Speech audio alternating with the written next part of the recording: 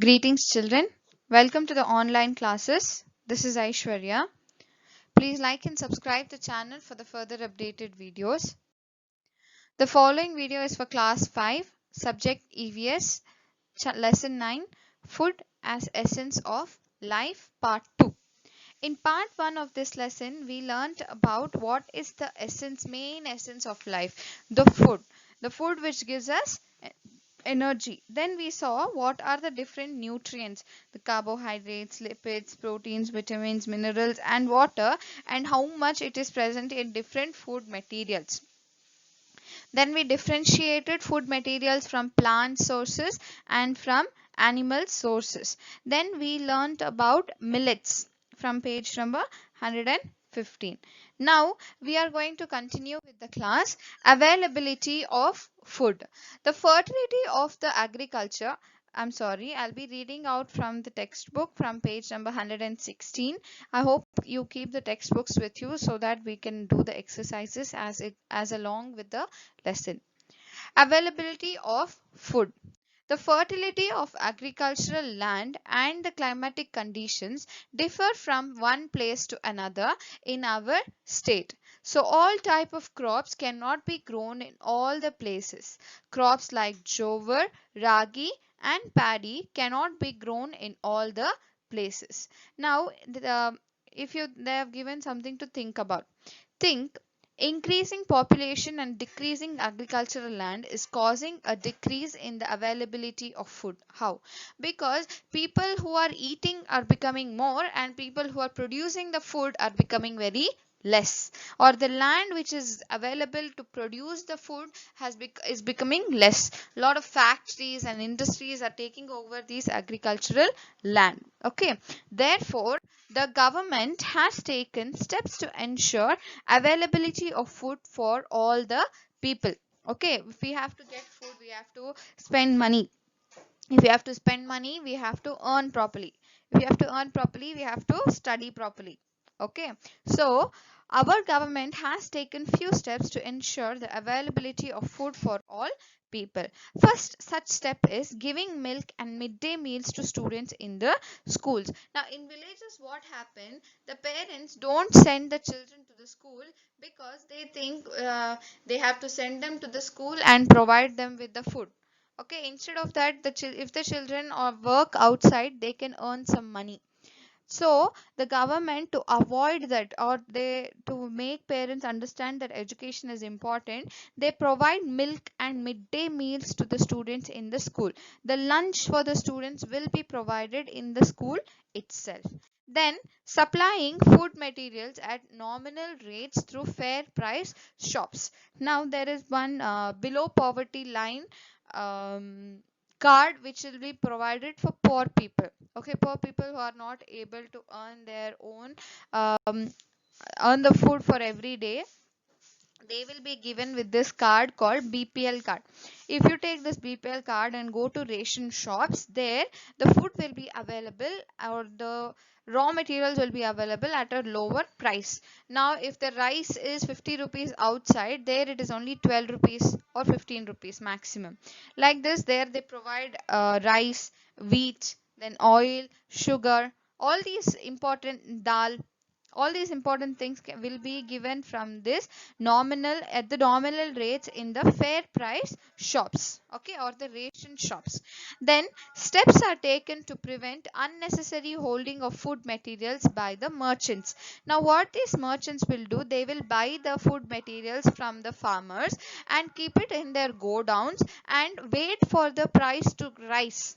Okay, now sometimes the price of the rice will be if it is 40 rupees per kg, what these merchants will do is they will buy rice for 30 rupees, keep it in their godowns. Okay, store it and just keep it in their godowns and wait till the price of the rice increases in the market. It will go up to 60 rupees or 70 rupees.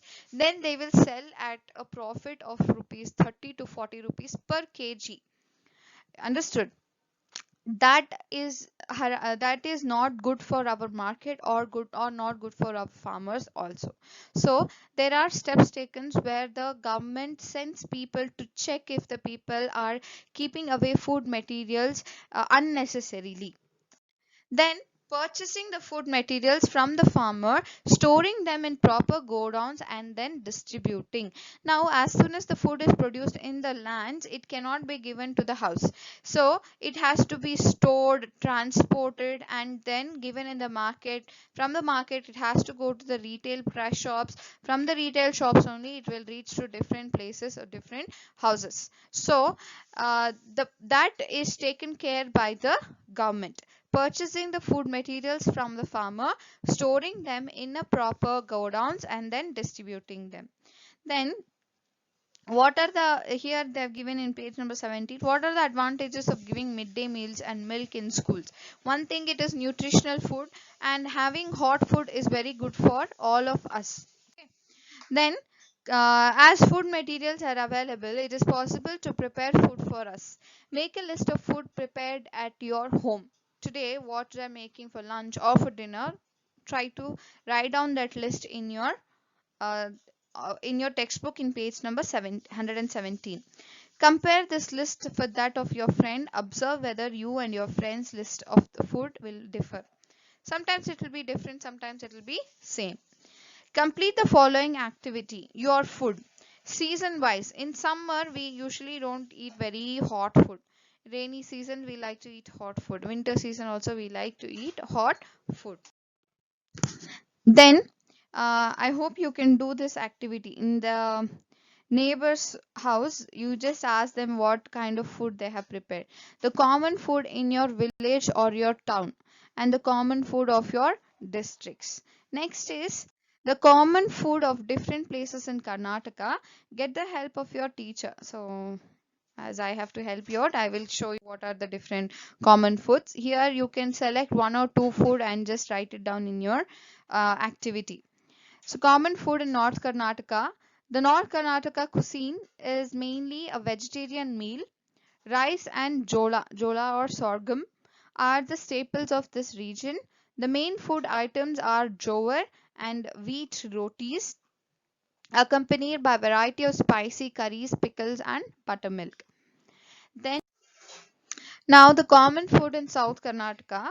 The main food items are jowar and wheat rotis, jola and godi roti, accompanied by a variety of spicy curries, pickles, and buttermilk. The South Karnataka cuisine is dominated by steamed rice and ragi, and traditional dish is the ragi balls or the ragi mudde. Then the coastal Karnataka, common food of coastal Karnataka. The main dish in Uttara Kannada is fish curry along with rice. Mangalore, however, has multiple communities and so is famed for many dishes. Many of these includes neer dose, kori roti, and Mangalore buns. The most popular dish is various seafood curries, locally known as gasi. Next, here is the one picture for the coastal Karnataka, the food that they prepare and they eat. Okay. Then common food is in Malnad, patrode, pumpkin idli, pandi curry, akki roti, tambuli. Out of these 4 to 5 options, you can write 2 or 3 options. Okay. Then in page number 118, answer the following questions using the chart shown above. Which food do you take mainly in summer?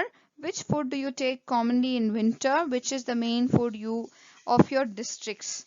The food of Karnataka, different places are different. Why? Because it all depends upon the availability of the food, children.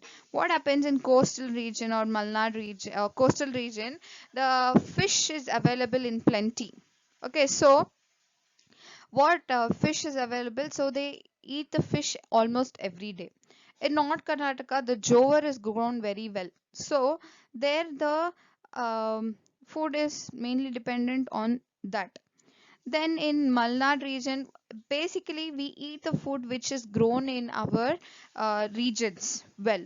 Okay, so the food in different places in Karnataka are different because the food availability is depending upon the um, soil conditions and the crops that are grown by the farmers in those fields. Here is the two pictures of the food that is available in Malnad regions. Okay, so I hope you understood till here. The remaining part of the lesson we'll complete it in the next video. Stay at home, stay safe, take care of yourself, and keep learning, children. Keep reading the textbook. Do the activities that are given in your textbooks. It's simple and it is easy. Thank you, children.